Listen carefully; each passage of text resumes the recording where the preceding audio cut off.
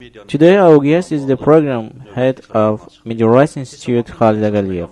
Today our theme is related with August report of Media Rights Institute. Media Rights Institute released a report on the situation of media in August. What are the main instances in the report? Thank you. The report covers all the spheres of the media, but we mainly focused on the lawsuits filed against the press, as well as the lawsuits filed by journalists on the problems they faced. In general, the report focused on these problems. Were there facts of physical and psychological harassment against media in August? There were less facts in this regard in August than in July, but there were 7 facts against media concerning physical and psychological harassment. The investigation on the case of the beating of P.A.'s website editor Anar Gerayli and Yeni Sabah newspaper correspondent Elvin Bedelov is over, but the law enforcement agencies refused to launch a criminal case in this regard. There is another fact as well. The editor-in-chief of Command newspaper was beaten by a famous Azerbaijani football player who came to the editorial office of the newspaper, insulted the employers, damaged the equipment, and imposed physical pressure against editor-in-chief of the Command newspaper. The law enforcement agencies launched criminal investigation in this case. At the end of August, another employee of Command newspaper was stabbed by an unknown man. The law enforcement agencies launched investigation over the fact, but there is no result yet.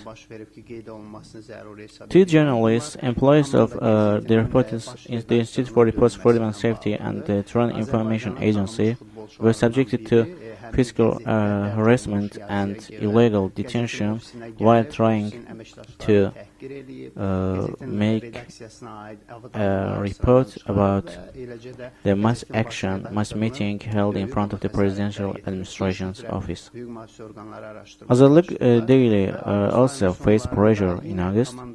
One edition of Azerlık newspaper could not be published because of refusal by the Azerbaijan publishing house, who refused to publish the edition of the newspaper because of the deaths of the Azerlık newspaper.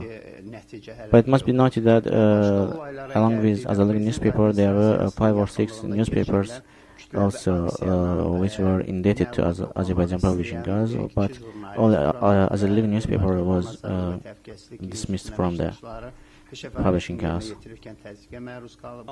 It seems you're carrying out monitors only in Baku. You didn't inform about regional press. Isn't there press in region, or isn't there pressure against regional newspapers? Actually, the media is centered in Baku, and we cannot widely speak of critical press in regions, but we are closely following the operation of Janub Haberleri newspaper, which is published in the southern region. Also, Mingechevir Ishigulari, which is published in Mingechevir. We are closely following their activities. If they face law violations or some problems, we try to help them, to assist them to solve their problems. But it is difficult for me to speak of dissemination of impartial information to the community in their regions. In the Soviet period, there were 6 leading cities in Azerbaijan, like Mingechevir, Ganjar, Lankaran, Shirvan, and where regional newspapers were published and sparked great interest in the regions. There, even in the Soviet period, they published critical stories, articles. But aren't there newspapers in such cities like Shirvan, Ganjar, Mingechevir? The newspapers published in they founded in the Soviet period still exist. They are mainly operating under the executive offices of the regions. Each regional administration has a newspaper for which funds are allocated and which operate under the administrative office of the region. But we are speaking of independent press. As to the reasons to the lack of independent press in the regions, we must say that it's clear that there is not favorable environment for establishment of independent media in the regions. What can you say about the situation of TV and radio sphere at present? If we look at the statistics, events happened in the recent months or recent years even, we cannot, we see that the broadcasting, TV and radio broadcasting is under government control, therefore we cannot see a remarkable progress in broadcasting. What's the situation in Internet and information technologies sphere? This is the most encouraging sphere where we speak about nowadays, because this sphere is not under government control at present, and as a result there is a serious development, serious progress in this sphere.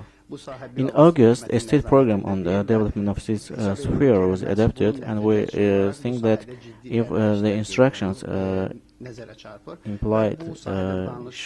indicated in this program are implemented, it will trigger the much more improvement and development of this sphere. Thank you for coming to our studio.